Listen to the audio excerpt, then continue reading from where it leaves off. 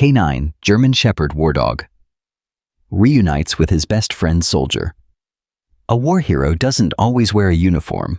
Sometimes he walks on four legs, trained for chaos, fearless in battle, and fiercely loyal to the one who stands beside him. This is the powerful story of a canine German Shepherd who served on the front lines, sniffing out explosives, protecting Gefäß, and forging an unbreakable bond with his handler, Arsi, a young American soldier. But when war tore them apart, no one could have predicted what would happen years later. Their reunion isn't just emotional, it's life-changing. Before we begin, make sure to subscribe to the channel, like this video, and turn on notifications. That way, we can keep bringing you more inspiring stories like this one. The desert wind carried the bitter scent of dust and diesel, the sounds of distant gunfire echoing like ghosts through the vast emptiness. Sergeant Mason Carter adjusted the strap of his helmet as he crouched beside a mud brick wall, scanning the horizon with trained eyes. But he wasn't alone.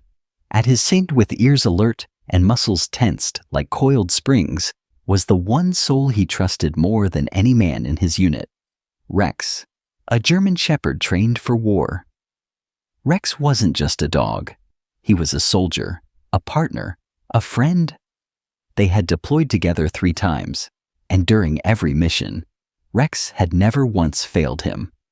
He could detect the presence of explosives from dozens of feet away, often saving Mason and the rest of the platoon from walking into death.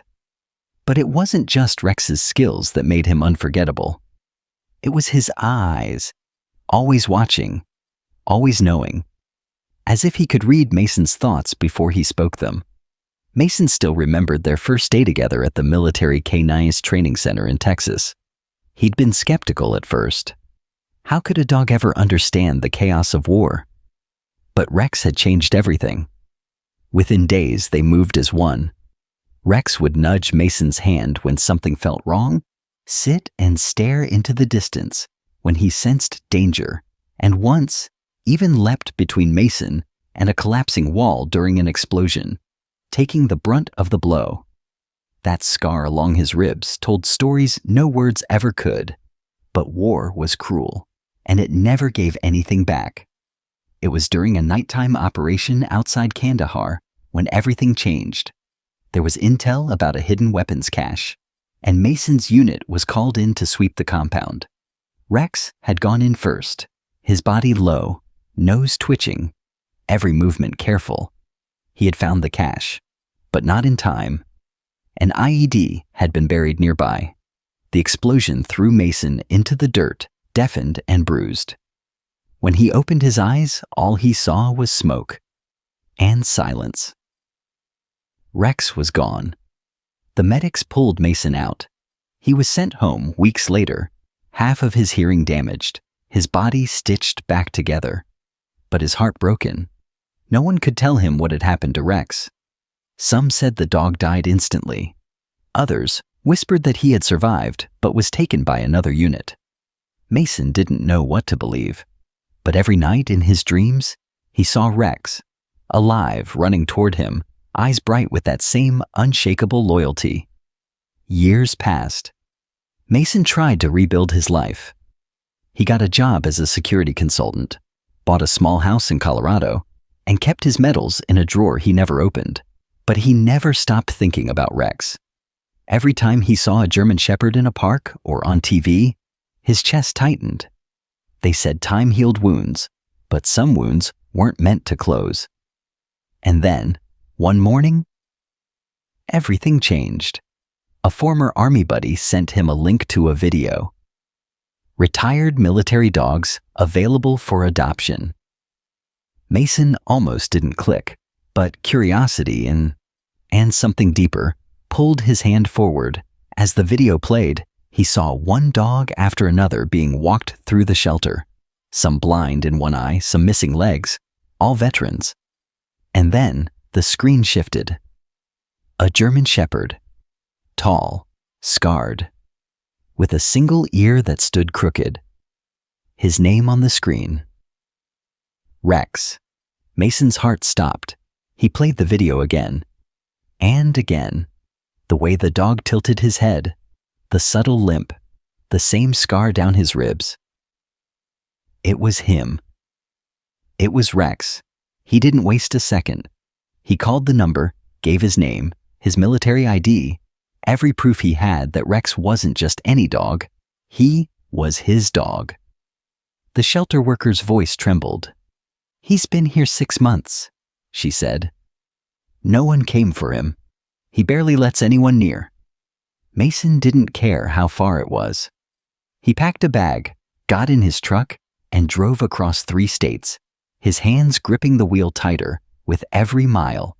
His heart pounded, not with fear, but with something he hadn't felt in a long time. Hope. By the time he pulled into the shelter's lot, the sky was turning orange. He stepped out of the truck, palms sweating, eyes scanning the kennel windows.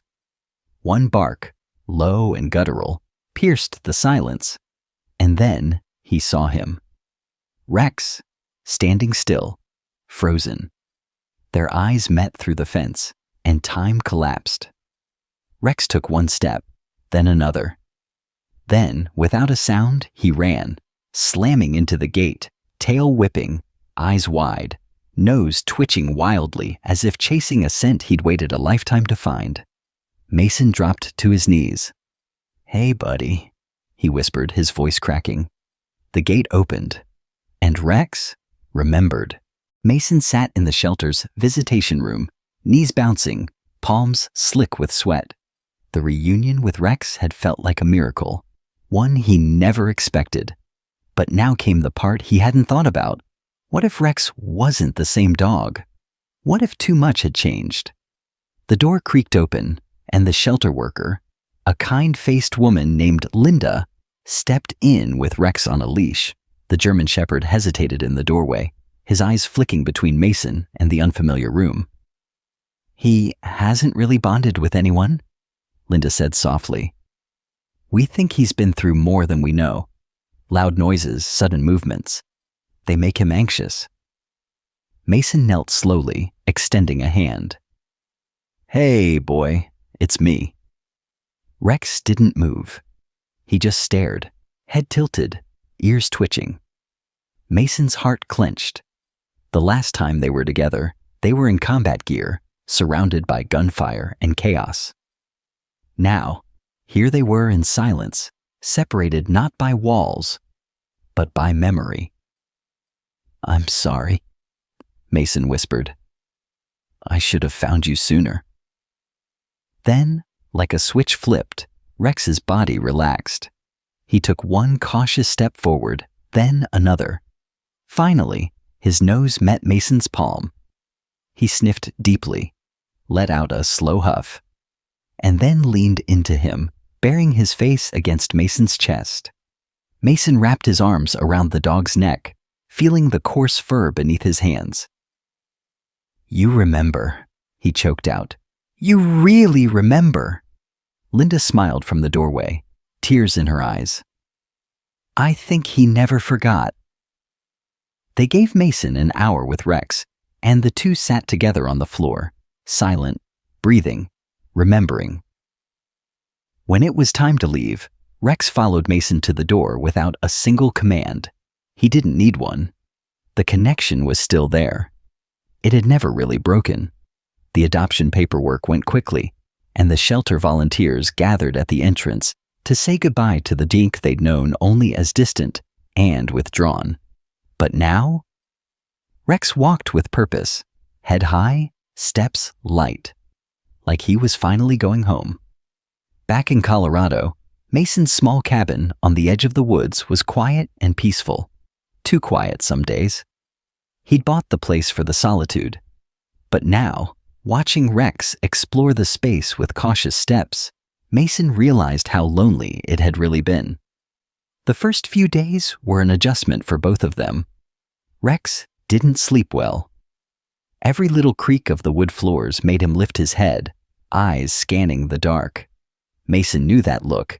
It was the same one he had when a car backfired, or when helicopters passed too low. They were both still in that war, in different ways. Mason started slow. He set up a cot in the living room so Rex wouldn't be alone at night. He prepared meals the same way he had in the service, slicing protein and adding rice, feeding Rex by hand the first few times just to build trust. And each morning they walked. Not far, just through the woods behind the house, but enough for Rex to sniff the trees, chase squirrels, and remember what it was like to run without fear. One morning, as frost still clung to the grass, Mason reached into a box he hadn't opened in years. Inside were remnants of a life he'd tried to forget: medals, dog tags, an old combat vest, and Rex's service harness. He held it up, faded, torn, blood-stained. Rex looked at it, ears perked. "You remember this?" Mason asked. He slowly lowered it to the floor. Rex approached, nose twitching, and then he sat, just like he had during briefings, waiting for orders. Mason's throat tightened. "You're still my partner," he said, fastening the vest gently around Rex's frame. It still fit. Looser, maybe, but it fit. That day they trained, not as soldiers, but as friends rediscovering each other. Mason gave simple commands, and to his surprise, Rex followed nearly all of them. Sit, stay, heal. But it wasn't about obedience. It was about reconnecting. Then, just as the sun dipped below the trees, something incredible happened. They were practicing near the edge of the woods when a rifle cracked in the distance, just hunters, but the sound was sharp and sudden. Rex flinched, froze. Mason turned slowly. "Easy, buddy. It's okay. You're safe." Rex stood still, muscles tense, as if waiting for danger. Then, without being asked, he stepped in front of Mason, his body shielding him, ears pinned back, eyes focused toward the sound, just like he'd done in Afghanistan. Mason's eyes burned. He knelt beside Rex and placed a hand over his heart. "I don't care what anyone says," he whispered. "You never stopped being a hero." Rex didn't move, because he knew. The snow had started to fall gently across the hills of Colorado. Mason stood on his porch, a steaming mug of coffee in his hands, watching as the flakes settled on the trees like soft whispers. Behind him, the screen door creaked open. Rex padded out, his paws silent against the wood. He didn't like the cold much, not since the desert, but he never let Mason go outside alone. They were getting used to each other again, piece by piece. But healing wasn't linear. That night, Mason was awakened by a sound he hadn't heard in years. A low, guttural growl. He sat up in bed, heart pounding. "Rex?" The dog was at the window, his body rigid, tail still. Mason rose and walked quietly over. Outside there was nothing, just wind and trees. But Rex remained frozen, his eyes locked on something Mason couldn't see. "Hey," Mason whispered, placing a hand gently on Rex's shoulder. "It's okay. No enemies here. We're home." Rex relaxed slowly, but didn't lie down. Instead, he paced the room for the rest of the night, ears twitching, eyes never settling. Mason understood too well. The war followed them, not just in scars or nightmares, but in the quiet, in the moments where the world was too still, too peaceful to feel real. He sat on the edge of his bed, hands running through his short-cropped hair, the silence between them filled with memories of the men they'd lost, the places they couldn't forget. He'd never talked about the final mission, about the explosion that had separated them. He'd carried the guilt like a wound that wouldn't close. And now that Rex was here, breathing beside him, alive, the weight was heavier than ever. The next day, Mason made a decision. They needed help. He loaded Rex into the back of his truck and drove to a veterans support center 2 towns over. The center was run by fellow former soldiers, men and women who understood that some pain couldn't be stitched or medicated. It had to be shared. Inside, the warm wooden cabin was filled with the scent of coffee and cinnamon rolls. A fireplace crackled in the corner. A woman named Claire, a retired Army medic, greeted them with a smile that didn't try too hard. "You're Sergeant Carter," she said, offering her hand. "And this must be Rex." Rex sniffed her hand cautiously, then allowed her to scratch behind his ears. "I've heard about you two. The staff sent us your story. You've been through hell and back." Mason shrugged. "Yeah, something like that." Claire invited them to sit in the circle of chairs near the fire, where two other veterans were already talking. One had a service dog of his own, a sleek black Labrador who wouldn't leave his side. They shared stories, some light, some impossible to hear without tears. Mason listened, nodded, and eventually, when his turn came, he spoke. "He saved my life more times than I can count," he said, looking down at Rex.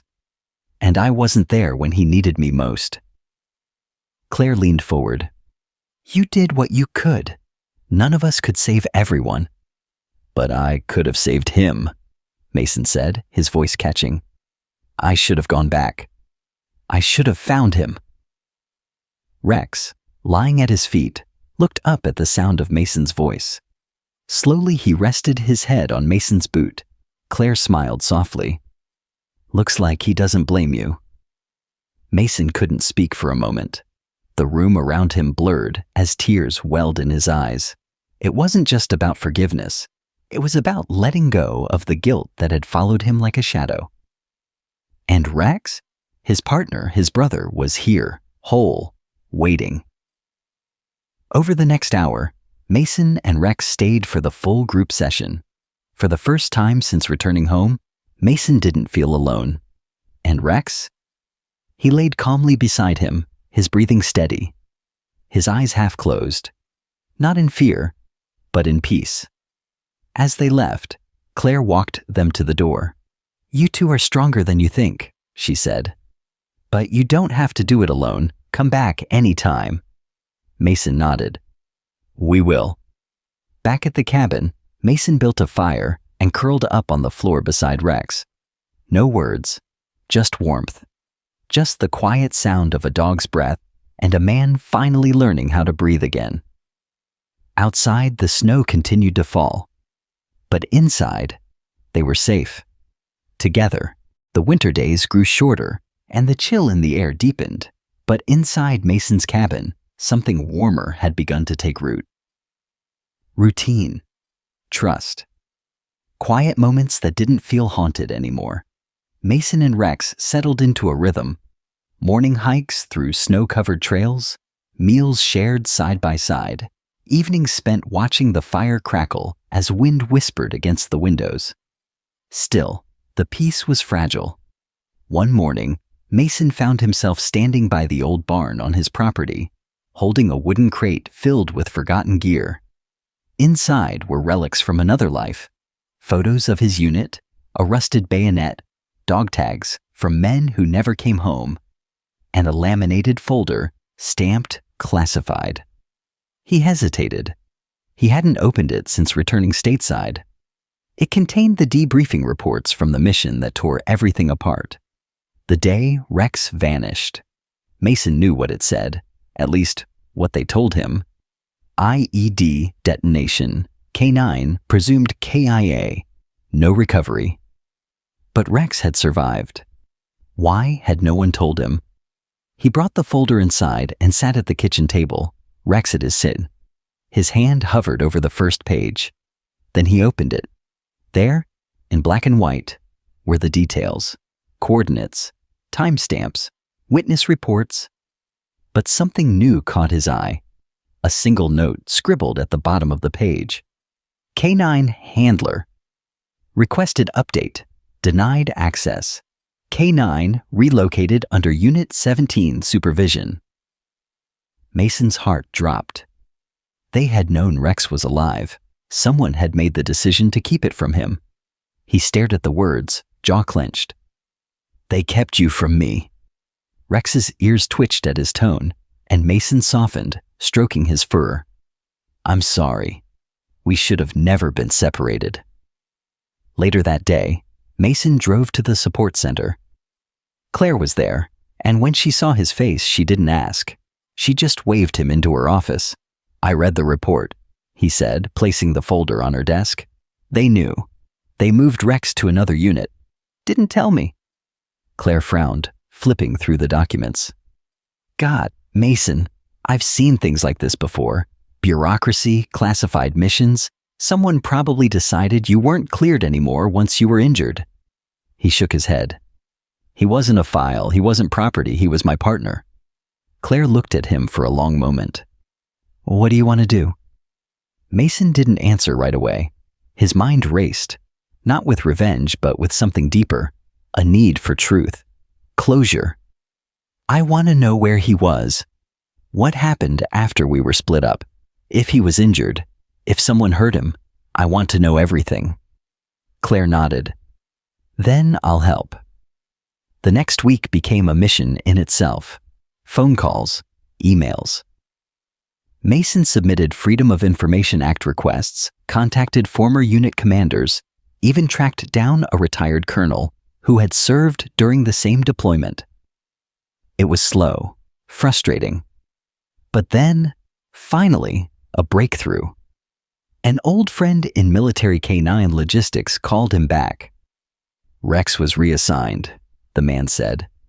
"Unit 17. They used him for 2 more years.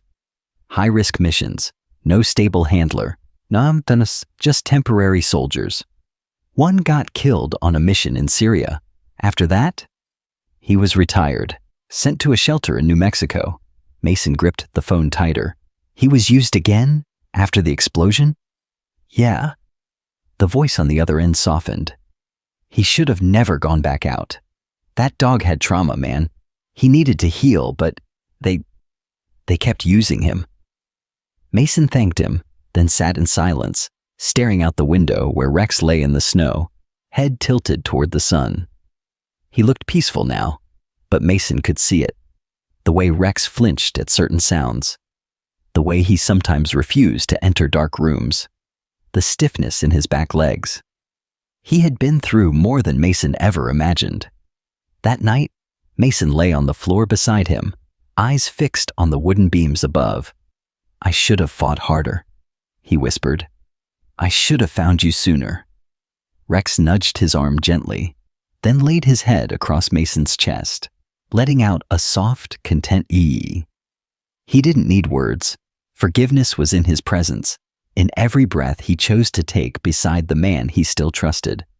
But Mason made a promise. "You're not just home now. You're done.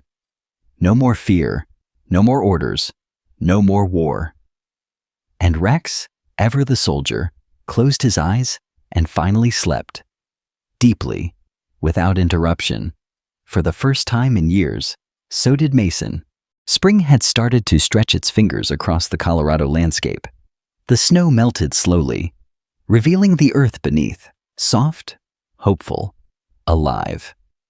Mason and Rex had built a quiet life. They'd found something close to peace, wrapped in simple routines and the silent understanding of 2 souls who'd walked through fire together. But peace, Mason had learned, never came without interruption.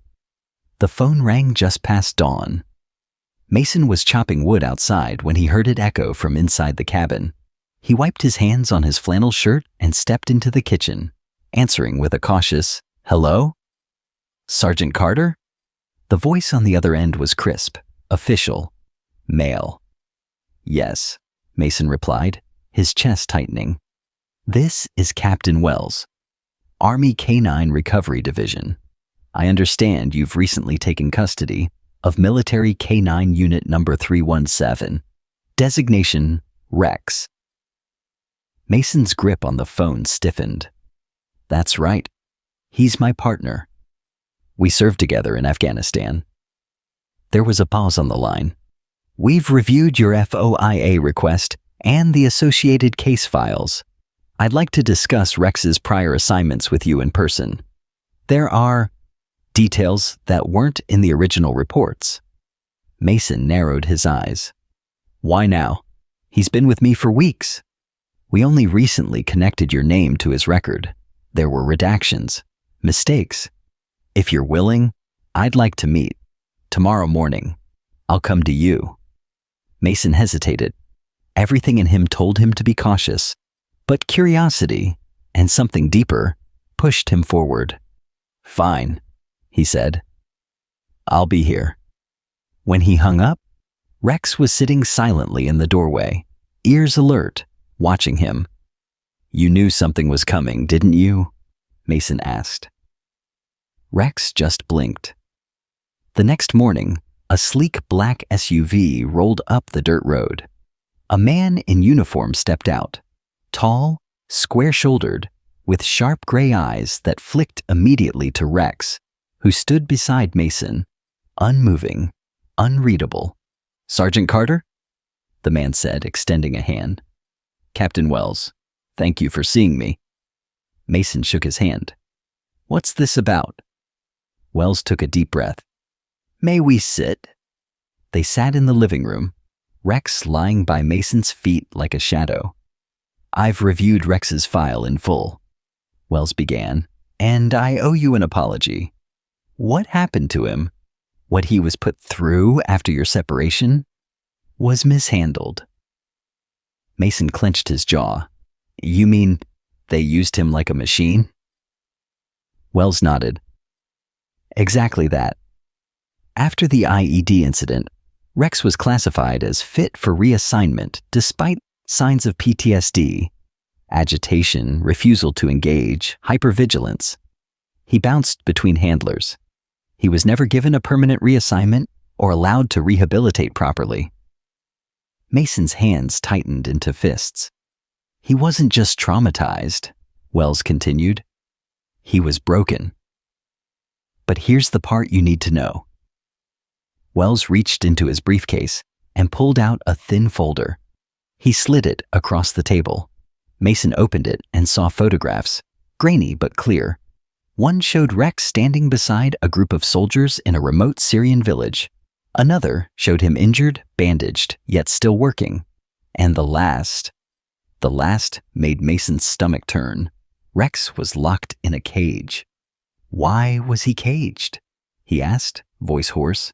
After his last mission, he attacked a superior officer, Wells said quietly. Unprovoked, according to the report. But there's more. The man he attacked? He was the same one who denied your request for Rex's return years ago. We believe Rex recognized him. Mason blinked slowly, a storm building behind his eyes. You're telling me, after all the missions, all the lives he saved, they locked him away like he was nothing? Wells nodded solemnly. They didn't understand the bond. They didn't believe animals could hold on to memory like that. But I've read your reports, and seeing you two now, there's no denying it. Mason looked down at Rex, who had remained silent but alert throughout the conversation. His eyes hadn't left Wells the entire time. He knew who heard him, Mason murmured. He remembered. Wells stood. You're free to keep him. There won't be any further inquiries or claims. He's yours, permanently. We wanted to give you the truth, at least. Mason didn't stand. He just nodded. Thank you for that. After Wells left, Mason knelt beside Rex, who leaned his weight into him with the familiar heaviness of trust. They tried to break you, Mason whispered. But they couldn't. You waited. You survived. And now you're free. Rex licked his hand, then rested his head in Mason's lap. Outside, the wind moved through the trees. But inside, the truth had finally arrived. And so had justice. The sun rose brighter the next morning, as if the weight of the past had lifted just enough to let the light in. For the first time in years, Mason felt a sense of completion. Not because the pain was gone, but because the truth had been revealed. Rex was no longer a forgotten soldier. He was finally seen, and finally home. The days that followed were filled with a quiet kind of healing. Mason began documenting their story, encouraged by Claire from the Veterans Center. She said people needed to hear about bonds like theirs, how loyalty didn't end with war, how some connections outlasted everything. Mason wasn't a writer, but the words came anyway, scratched into notebooks at night, while Rex lay nearby, snoring softly. He wrote about the IED, the way Rex had leapt between him and death, the silence that followed, the guilt, the search, and finally, the reunion. But healing wasn't just in words. One afternoon, Mason drove Rex to the open fields near the foothills, a place where the land rolled out like an endless invitation. It was fenced, safe and secluded, perfect for what he had planned. He unclipped the leash. Rex stood still, ears up, eyes locked on Mason, like he was waiting for confirmation. "You're free, buddy," Mason said softly. "No commands, no missions, just run." For a heartbeat, nothing happened. Then, Rex bolted.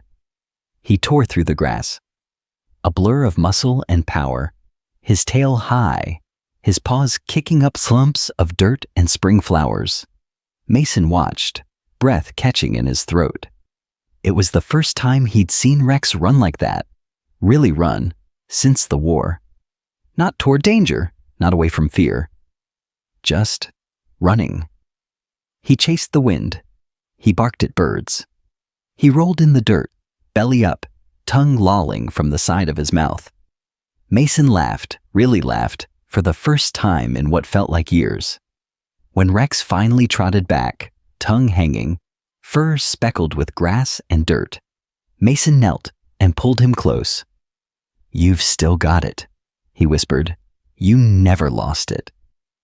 That night, they sat by the fire as Mason read from the first draft of his story. It wasn't perfect, but it was honest. Rex wasn't just a military dog. He was my partner, my protector, my family. They trained him to detect bombs, but no one could train a dog to love the way he did. That came from somewhere deeper, somewhere real. He looked over. Rex was watching him, eyes warm, body stretched out on his favorite rug. Mason smiled. Over the next few weeks, something extraordinary started to happen. Word of their story spread. Claire had shared it with a friend at a local news station. Then a journalist picked it up. Then a veterans organization called. Soon, Mason was receiving emails. Hundreds. From soldiers, from dog handlers, from strangers who had never served but were moved by the story of a soldier and his war dog who found their way back to each other. One email stood out. It was from a young man named Elias, whose brother had served with Mason and died in the same explosion that separated him from Rex. Elias had read the story and he wrote, "I used to blame myself for not understanding what my brother went through, but reading about Rex, it gave me a piece of him back. Thank you." Mason closed his laptop and wiped his eyes. He looked at Rex. "We're doing something good, huh?" Rex wagged his tail, slow and steady. The following weekend, Mason and Rex were invited to a military ceremony at a nearby base. Rex was to be honored, officially recognized as a decorated veteran. Mason hesitated at first. Rex didn't like large crowds or loudspeakers. But something told him this was the right thing to do, not for recognition, but for closure. At the ceremony, rows of soldiers stood in uniform. A general read from a plaque, listing Rex's achievements: 5 confirmed life-saving IED alerts, 2 combat deployments, and countless missions. Then came the words that mattered most. "For unwavering loyalty, courage under fire, and a bond that defines the best of us, we present this Medal of Honor to K9 Sergeant Rex." Mason knelt beside Rex as the medal was clipped to his collar. People clapped, some cried, but Rex didn't need applause. He looked only at Mason, and that was enough. As they left the stage, Mason whispered, "You earned every moment of this, and you're going home, where you belong." Rex nudged his hand, as if to say, "I already am." The medal hung on the cabin wall, but Mason knew the real reward wasn't something you could display. It was in the quiet moments, in the way Rex no longer flinched in his sleep, in the way he chased butterflies instead of shadows. Peace had taken its time arriving, but now it lived between them. One morning, as the sun lit the treetops in gold, Mason sat on the porch, coffee in hand, Rex's head resting on his boots. He looked down and whispered, "We made it, didn't we?" Rex didn't too, but his tail gave one soft thump against the wood. They didn't need more than that. After all the chaos, after all the battles, what mattered most was this: they came home. Together. And no matter what lay ahead, Mason knew he'd never walk alone again, because some bonds don't break. Not with time, not with distance, not even with war. They just come home.